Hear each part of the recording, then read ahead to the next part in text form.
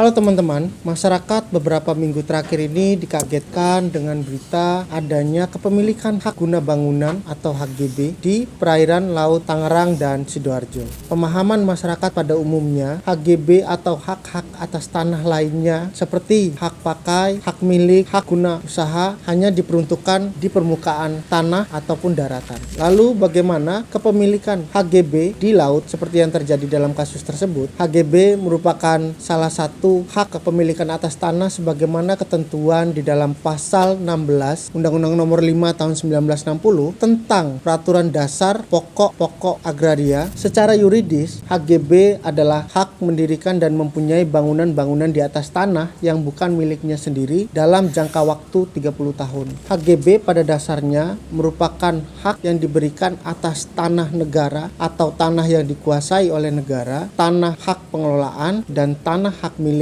berdasarkan ketentuan pasal 1 angka 1 Peraturan Pemerintah Nomor 18 Tahun 2021. Yang dimaksud dengan tanah adalah permukaan bumi baik yang berada di daratan maupun yang tertutup air, termasuk ruang yang di atas dan di dalam tubuh bumi. Sedangkan yang dimaksud dengan laut adalah daratan di muka bumi yang menghubungkan daratan-daratan dan bentuk-bentuk alamiah lainnya, sebagaimana ketentuan pasal 1 angka 1 PP nomor 32 tahun 2019.